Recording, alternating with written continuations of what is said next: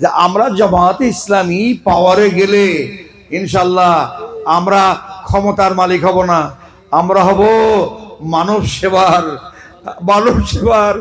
মানব কল্যাণের আদর্শের মহান ডালি আল্লাহর পক্ষ থেকে পাবো। কথা ঠিক না বেটে?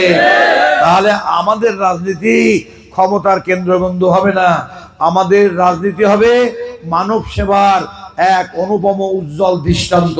কি কথা ঠিক না বেটে? আমাদের প্রথম কাজটা হবে জননিরাপত্তা দেওয়া। এটা রাষ্ট্রেরও মৌলিক দায়িত্ব, আর যারা গভর্নমেন্টে যাবে তাদের মৌলিক দায়িত্ব জননিরাপত্তা। তা জননিরাপত্তা মানে কি জামাত ইসলামী না সব দল, সব ধর্ম? সব ধর্ম, সব বর্ণ, সকল মানুষ নিয়েই তো মানুষ নাকি? কোরআন কিন্তু মুসলমানদের জন্য নাযিল হয়নি, একটা আয়াতও পাবেন না। হাজা এই কিতাব বায়ানুল লিন্নাস, গোটা মানব জাতির জন্য এই কিতাব সুস্পষ্ট একটি নির্দেশনা। আল্লাহ বলছেন বায়ানুল লিন্নাস, গোটা মানব জাতির জন্য সুস্পষ্ট নির্দেশনা। 2 নম্বর স্বাস্থ্য সেবা। আমার বঞ্চিত অসহায় পোড়াইতে ব্যথা হতো, তিক্ত পোড়াইতে ব্যথা হতো, মানুষ ইনশাল্লাহ সম্মানের সঙ্গে চিকিৎসা সেবা পাবে। আমার কোটচাঁদপুর মহেশপুরের 2টি সদর কেন্দ্রে 50 বেডের হাসপাতাল আছে। এই হাসপাতাল দুটোই আমরা যদি এমপি হই 100 বেডের হাসপাতাল হবে ইনশাআল্লাহ।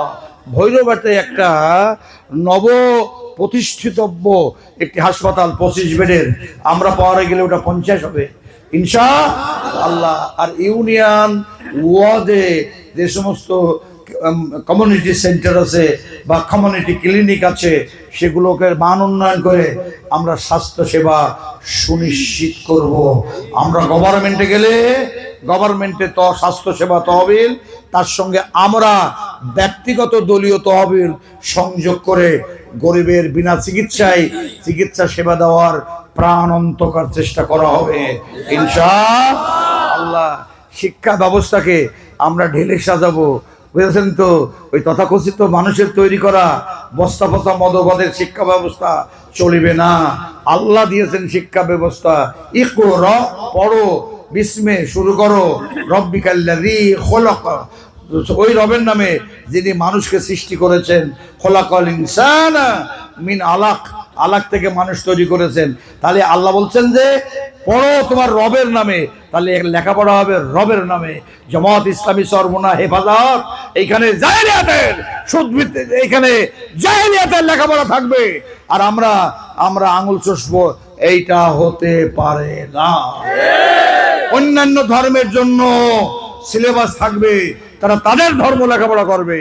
অনেক ধর্ম, বাংলাদেশ বহু ধর্ম, বহু দল, বহু মতপথের দেশ, কিন্তু দল যার যার ধর্মতাত্ত্বার, মতপথ তাত্ত্বার, কিন্তু সকল মানুষের হৃদয়ের ভাষাটা আজ একটি মৌলিক ভাষায় স্লোগানে পরিণত হয়েছে। তা হলো আমরা মানব কল্যাণ চাই, আমরা বাঁচতে চাই, সন্ত্রাস চাই না, চাঁদাবাজ চাই না, দুর্নীতি চাই না, বাউর দখল চাই না, সীমান্ত চোরাচালানি চাই না। আমরা বাঁচতে চাই, বাঁচাও বাঁচাও। অসহায় মানুষের চোখের পানি মুছে দিয়ে আমি জনগণের দাবির কণ্ঠস্বরে পরিণত হয়ে বাংলার পার্লামেন্টে প্রফেসর মতিয়ার রহমান এবং জামাত ইসলামী লড়াই করে হলো মানুষের জন্য কাজ করবে ইনশাআল্লাহ।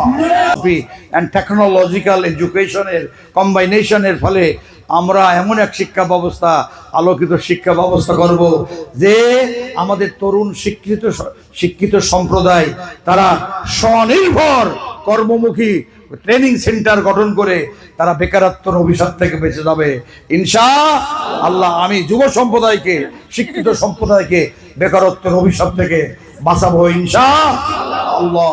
এবং বলুয়ার হেসারি প্রজেক্টটাকে আমরা একটা পর্যটন কেন্দ্রে পরিণত করব ইনশাআল্লাহ। এরপরে আমাদের কুশোডাঙ্গা মহেশপুরের যে বটতলা আছে একটা পিকনিক কর্নার, ওটাকেও পর্যটন কেন্দ্র করব। আর আমাদের এশিয়া মহাদেশের সবচেয়ে বড় কৃষি ফার্ম দত্তনগর ফার্মটি 2737 একর জমি আছে, 3000-এর কাছাকাছি একর জমি আছে। এটাকে কেন্দ্র করে একটি কৃষি বিশ্ববিদ্যালয় এবং একটি অথবা একটি কৃষি কলেজ অথবা একটি কৃষি প্রশিক্ষণাগার, এইটা এইটা করা আমার দীর্ঘকাল যাবত আমি হৃদয়ের গভীরে আশা পোষণ করি। আমার মনে হয় যে মায়ার হাতছানিতে ডাকছে এবং আমি তা করতে পারবো ইনশাআল্লাহ। আর একটা কাজ তো করবো, সরকারি যে বাজেট পাওয়া যাবে তা আগেই টাঙিয়ে দেবো। কথা কি বোঝা গেল না? আগেই টাঙিয়ে দেবো। আর সেটা বুঝে নেওয়ার জন্য জনগণকে লেলিয়ে দেবো। যদি কেউ ঘুষ খায়, হারাম খেয়ে কম মাল দেয়, অমনি যা করার তা করে দেবো। এই কথা ঠিক না বেটে? কিন্তু এরপরে আমরা যদি এমপি হই তাহলে আমাদের কাছে আসার জন্য কোনো দালাল লাগবে না। এই মঞ্চে যারা পড়ে আছেন ইনারা হইলো আমাদের নেতারা। নেতাদের সঙ্গে আমি রাতের আড়ালে বসবো, কিন্তু আমি এমপি, আমার জনগণ আমার কাছে সরাসরি আসবে, কোনো দালাল ধরে আসা লাগবে না। 3 নম্বর কথা বলবো, আচ্ছা ভোটও দেবো আবার নোটও দেবো। আহা, এমপি বানিয়ে আবার চাকরি নিতে গেলি লাখ লাখ লাখ। ইনশাল্লাহ মেধার ভিত্তিতে চাকরি পাবে, 1 টাকাও লাগবে না।